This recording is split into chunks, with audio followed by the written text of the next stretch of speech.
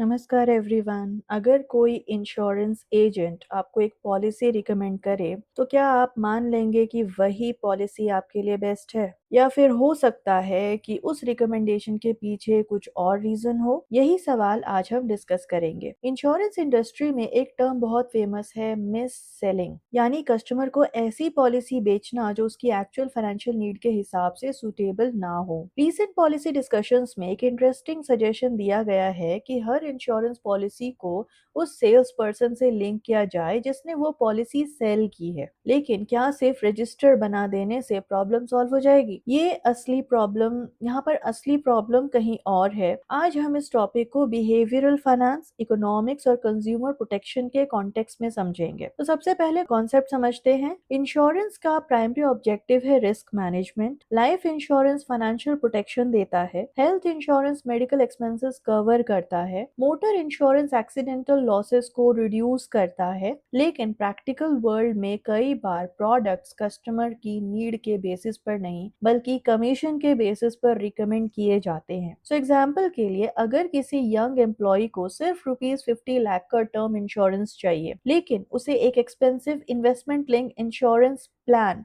Cell कर दिया जाए, तो ये सूटेबिलिटी इशू हो सकता है। यानी प्रोडक्ट गलत नहीं है, लेकिन कस्टमर के लिए सूटेबल नहीं था। इसी को फाइनेंशियल प्लानिंग में सूटेबिलिटी प्रिंसिपल कहते हैं। इकोनॉमिक्स का एक बेसिक प्रिंसिपल है, पीपल रिस्पॉन्ड टू इंसेंटिव्स। अगर किसी एम्प्लॉय की सैलरी सेल्स टारगेट से लिंक्ड है, तो नेचुरली उसका फोकस सेल्स बढ़ाने पर होगा। एजेंट्स और डिस्ट्रीब्यूटर्स को कमीशन मिलते हैं, बैंक्स को डिस्ट्रीब्यूशन इनकम मिलती है, कंपनीज प्रीमियम कलेक्ट करती हैं।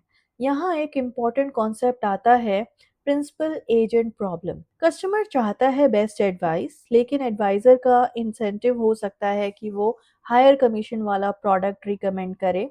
हर एडवाइजर ऐसा करे ये ज़रूरी नहीं, लेकिन सिस्टम के इंसेंटिव्स कभी-कभी बिहेवियर को इन्फ्लुएंस कर सकते हैं और इसी वजह से रेगुलेटर सूटेबिलिटी नॉर्म्स और डिस्क्लोजर रिक्वायरमेंट्स इंट्रोड्यूस करते हैं। अब मान लीजिए एक पब्लिक रजिस्टर बना दिया जाए जिसमें हर इंश्योरेंस पॉलिसी के साथ उस सेल्स पर्सन का नाम परमानेंटली रिकॉर्ड हो। इसका बेनिफिट क्या हो सकता है? अकाउंटेबिलिटी इंक्रीज होगी, कंप्लेंट इन्वेस्टिगेशन इजी होगी, रिपीटेड मिसकंडक्ट आइडेंटिफाई किए जा सकते हैं। लेकिन एकेडमिक पर्सपेक्टिव से एक और क्वेश्चन उठता है, अगर इंसेंटिव स्ट्रक्चर वही रहे, टारगेट्स वही रहें, कमीशन स्ट्रक्चर वही रहे, तो क्या सिर्फ रिकॉर्ड मेंटेन करने से बिहेवियर चेंज हो जाएगा? इकोनॉमिक्स के अकॉर्डिंग मॉनिटरिंग इंपॉर्टेंट है, लेकिन इंसेंटिव्स उससे भी ज्यादा पावरफुल होते हैं। अब बिहेवियरल इकोनॉमिक्स हमें बताती है कि लोग सिर्फ रैशनल डिसीजंस नहीं लेते। सेल्स कन्वर्सेशंस में कई साइकोलॉजिकल बायसेस का यूज होता है, जैसे अथॉरिटी बायस, लॉन्ग यूनिफॉर्म या डेजिग्नेशन देखकर एडवाइस पर जल्दी ट्रस्ट कर लेते हैं, फियर अपील, कल कुछ हो गया तो फैमिली का क्या होगा, स्कार्सिटी इफेक्ट, ये ऑफर सिर्फ आज के लिए है, कॉम्प्लेक्सिटी बायस, कस्टमर टेक्निकल डॉक्यूमेंट्स पढ़ ही नहीं पाता, तो रिजल्ट डिसीजन इंफॉर्मेशन से नहीं, प्रेजेंटेशन से इन्फ्लुएंस होने लगता है। इसीलिए फाइनेंशियल लिटरेसी कंज्यूमर प्रोटेक्शन का इम्पोर्टेंट पिलर है। डेवलप्ड फाइनेंशियल मार्केट्स में रेगुलेटर सिर्फ पेनल्टीज पर फोकस नहीं करते, वहाँ तीन इम्पोर्टेंट प्रिंसिपल्स फॉलो किए जाते हैं। पहला, नो योर कस्टमर, कस्टमर की फाइनेंशियल सिचुएशन को समझो। दूसरा, सुटेबिलिटी असेसमेंट, प्रोडक्ट कस्टमर के गोल से मैच करता है या नहीं। तीसरा, डिस्क्लोजर, कस्टमर को क्लियरली बताया जाए कि चार्जेस क्या हैं, रिस्क क्या है, लॉक इन पीरियड क्या है, एक्सपेक्टेड रिटर्न गारंटी है या नहीं। तो transparent information better decision making में हेल्प करती है। अगर आप इंश्योरेंस लेने जा रहे हैं तो कुछ सिंपल क्वेश्चंस जरूर पूछिए। सबसे पहला, मुझे ये पॉलिसी क्यों रिकमेंड की जा रही है?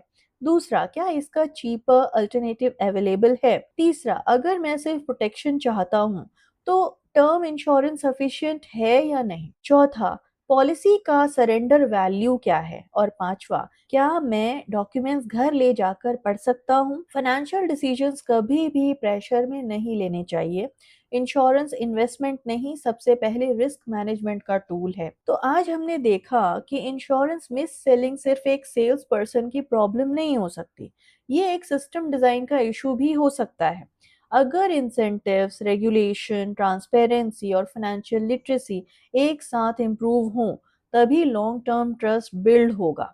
फाइनेंस का एक इम्पॉर्टेंट लेसन याद रखिए, good financial products are important but good financial advice is even more important. और एक इन्फॉर्म कस्टमर की सबसे स्ट्रॉन्ग कस्टमर प्रोटेक्शन मैकेनिज्म होता है। अगर आपको ये एकेडमिक एक्सप्लेनेशन यूजफुल लगा हो तो इस वीडियो को प्लीज शेयर कीजिए। हम अगले लेक्चर में फाइनेंस और इकोनॉमिक्स के एक और इम्पॉर्टेंट कॉन्सेप्ट को सिंपल लैंग्वेज में समझेंगे। So meet you in the next video. Thank you for watching.